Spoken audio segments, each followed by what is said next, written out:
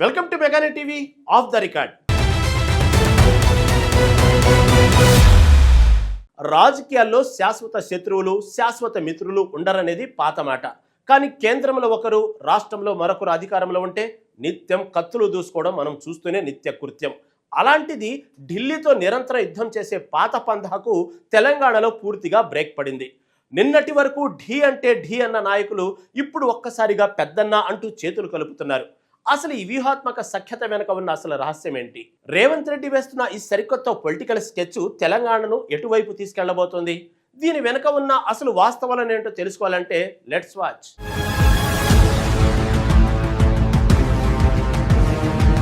ఎన్నికల బరిలో ప్రత్యర్థులుగా తలపడే రాజకీయ పార్టీలు అధికారం చేజెక్కించుకున్న తరువాత కూడా అదే వైరాన్ని ప్రదర్శించడం మన దేశంలో సర్వసాధారణంగా మారిపోయింది. ముఖ్యంగా ఢిల్లీలోని పీఠం ఒకరిది, రాష్ట్రంలోని అధికారం మరొకరిది అయినప్పుడు ఆ ఘర్షణ వాతావరణం మరింత తీవ్ర రూపం దాలుస్తుంది. గతంలో తెలంగాణ గడ్డపై కేంద్ర, రాష్ట్ర ప్రభుత్వాల మధ్య సాగిన ఆధిపత్య పోరు ఇందుకు ప్రత్యక్ష ఉదాహరణగా నిలిచింది. అయితే ముఖ్యమంత్రిగా రేవంత్ రెడ్డి పగ్గాలు చేపట్టిన తరువాత ఇక్కడి రాజకీయ సమీకరణాలు అనూహ్యంగా మారిపోయాయి. కేంద్రంలో అవసర యుద్ధానికి స్వస్తి పలికి సంయమనంతో కూడిన సరికొత్త పరిపాలనా పంథాను ఆయన ఎంచుకున్నారు. కేవలం రాజకీయ ప్రయోజనాల కోసం ప్రజా ప్రయోజనాలను పణంగా పెట్టకూడదన్నది ఈ నవతరం నాయకుడి ఆలోచనగా కనిపిస్తోంది. ఢిల్లీ పాలనతో సఖ్యతగా ఉంటూనే రాష్ట్రానికి దక్కాల్సిన వాటాలను రాబట్టుకోవచ్చని ఆయన చేతుల్లో నిరూపిస్తున్నారు. నిత్యం కత్తులు దూసుకునే పాత పద్ధతి వల్ల తెలంగాణ ప్రగతి కుంటుపడుతుంది అన్న సత్యాన్ని ఆయన త్వరగానే గ్రహించారు. ఫలితంగానే ఇరు పక్షాల మధ్య గతంలో ఉన్న విభేదాల స్థానంలో ఇప్పుడు ఒక ఆరోగ్యకరమైన వాతావరణం ఏర్పడింది. రాష్ట్ర సమగ్ర వికాసం కోసం పాత రాజకీయ వైరాన్ని పక్కన పెట్టడమే సరైన మార్గమని రేవంత్ ప్రభుత్వం భావిస్తోంది. ఈ వ్యూహాత్మక మార్పు తెలుగు రాష్ట్రాల రాజకీయాల్లో ప్రస్తుతం ఒక బలమైన చర్చకు వేదికైంది.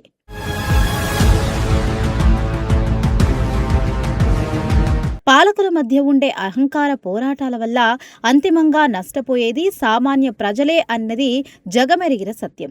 తెలంగాణ ప్రత్యేక రాష్ట్రంగా ఏర్పడిన తరువాత ఆశించిన స్థాయిలో అభివృద్ధి ఫలాలు అందాలి అంటే కేంద్ర సహకారం అత్యంత కీలకం.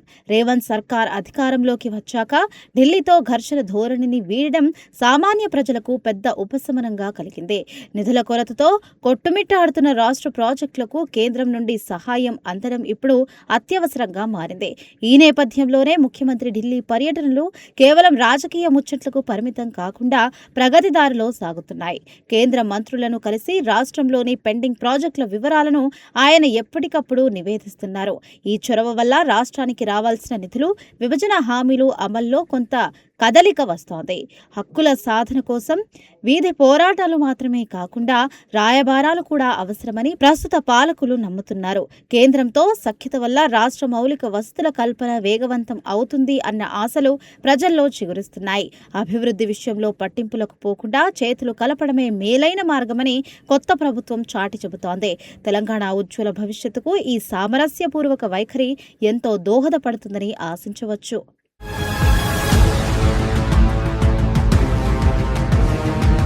భారత ఫెడరల్ వ్యవస్థలో కేంద్రం మరియు రాష్ట్రాల మధ్య సమన్వయం అనేది దేశ ప్రగతికి అత్యంత ముఖ్యమైన సూత్రం. తెలంగాణ నూతన ముఖ్యమంత్రి ఢిల్లీ పర్యటనకు వస్తున్న ప్రాధాన్యత జాతీయ స్థాయిలో ప్రత్యేక ఆకర్షణగా నిలిచింది. కేవలం కాంగ్రెస్ పార్టీ శ్రేణులతోనే కాకుండా అధికార బీజేపీ పెద్దలతోనూ ఆయన జరుపుతున్న చర్చలు రాజకీయ వర్గాలను ఆశ్చర్యపరుస్తున్నాయి. ప్రధానితో పాటు హోంమంత్రి, ఇతర కీలక మంత్రులను వరుసగా కలుస్తూ రేవంత్ రెడ్డి తన ప్రాధాన్యతను స్పష్టం చేస్తున్నారు. రాష్ట్ర ప్రయోజనాల సాధనే ఏకైక ఎజెండాగా సాగుతున్న ఈ భేటీలు సత్ఫలితాలను ఇస్తున్నట్లుగా కనిపిస్తోంది. కేంద్రంలో ఎవరు అధికారంలో ఉన్నా వారితో సమన్వయం చేసుకోవడం ఒక పరిణితి చెందిన నాయకుడి లక్షణమేనని చెప్పుకోక తప్పదు. ఈ నేపథ్యంలోనే రాష్ట్రానికి చెందిన బీజేపీ పార్లమెంటు సభ్యులను కూడా కలుపుకుపోవడానికి ముఖ్యమంత్రి వెనుకాడడం లేదన్నట్లుగా తెలుస్తోంది. సమిష్టి కృషితోనే కేంద్రం నుండి ఆమోదముద్రలు సులభంగా పొందవచ్చని ఆయన నిరూపిస్తున్నారు. రాజకీయాల వేళ రాజకీయాలు, పాలనా వేళ పాలన అనే స్పష్టమైన విభజన రేఖను ఆయన గీసుకున్నారు. ఈ సరికొత్త వ్యూహం ఢిల్లీ పెద్దల వద్ద కూడా తెలంగాణ పట్ల సానుకూల దృక్పథాన్ని కలిగిస్తోంది. కేంద్ర పాలకులతో సజావుగా వ్యవహరిస్తూనే హక్కుల సాధనలో రాజీ పడబోమని చెప్పడం రేవంత్ రెడ్డి దౌత్య నీతికి నిదర్శనం.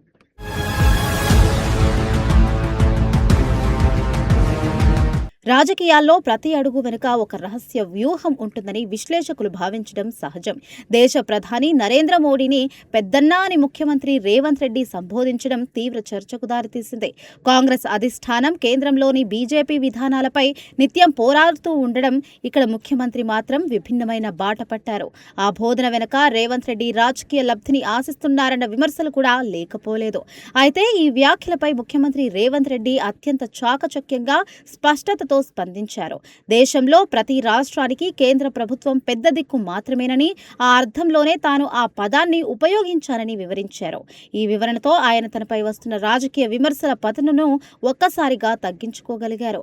రాష్ట్ర హక్కుల విషయంలో తాము ఎట్టి పరిస్థితుల్లోనూ వెనక్కి తగ్గబోమని ఆయన గట్టిగా పునరుద్ఘాటించారు. అవసరమైనప్పుడు ఢిల్లీ పాలకులకు తీరుపై పోరాడేందుకు కూడా సిద్ధంగా ఉన్నామని స్పష్టం చేశారు. రాజకీయ మైత్రి వేరు, పరిపాలనాపరమైన సంబంధాలు వేరన్న విషయాన్ని ఆయన గట్టిగా నమ్ముతున్నారు. ఈ సమర్థన ప్రత్యర్థుల నోళ్లకు తాళం వేయడమే కాకుండా ఆయనలోని రాజకీయ పరిణతిని లోకానికి చాటి చెప్పింది.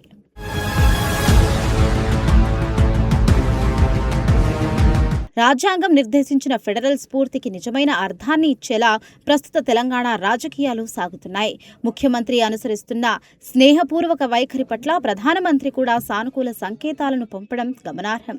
కలిసి పనిచేస్తే రాష్ట్రాన్ని అద్భుతమైన ప్రగతి పథంలోకి తీసుకువెళ్లవచ్చని ప్రధాని మోదీ స్వయంగా ప్రకటించడం ప్రాధాన్యత సంతరించుకుంది.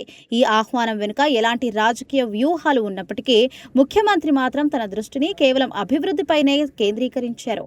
ఢిల్లీ నుండి వచ్చే ప్రతి సహాయాన్ని రాష్ట్ర పునర్నిర్మాణానికి వాడుకోవాలి అన్నది ప్రస్తుత తెలంగాణ ప్రభుత్వ ధ్యేయం. నిరంతర ఘర్షణ వల్ల సమయం, సంపద వృధా కావడం తప్ప మరే ప్రయోజనం ఉండదని తాజా పరిణామాలు రుజువు చేస్తున్నాయి. కేంద్ర రాష్ట్రాల మధ్య శత్రుత్వం కంటే సామరస్యమే దేశ రక్షణకు, ప్రగతికి అత్యంత అవసరం. ఎన్నికల యుద్ధం ముగియగానే ప్రత్యర్థులు స్నేహితులుగా మారి దేశాభివృద్ధికి తోడ్పడాలి అన్న సరికొత్త సాంప్రదాయానికి ఇక్కడ పునాది పడింది. తెలంగాణ అవలంబిస్తున్న ఈ ప్రగతిశీల విధానం మిగిలిన రాష్ట్రాలకు కూడా ఒక మార్గదర్శకంగా నిలుస్తుందని చెప్పవచ్చు.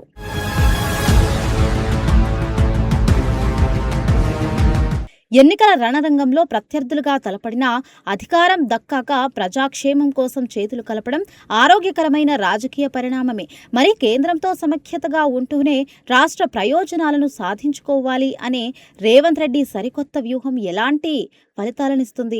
ఢిల్లీ పెద్దన్న సాయంతో తెలంగాణ అనుకున్న అభివృద్ధిని సాధిస్తుందా, లేక మైత్రి వెనుక మరేదైనా ఊహించని రాజకీయ మలుపు ఉందా? కేంద్ర రాష్ట్రాల మధ్య చిగురించిన ఈ సరికొత్త సఖ్యత భవిష్యత్తులో ఎలాంటి సమీకరణాలకు దారితీస్తుందో కాలమే సమాధానం చెప్పాలి.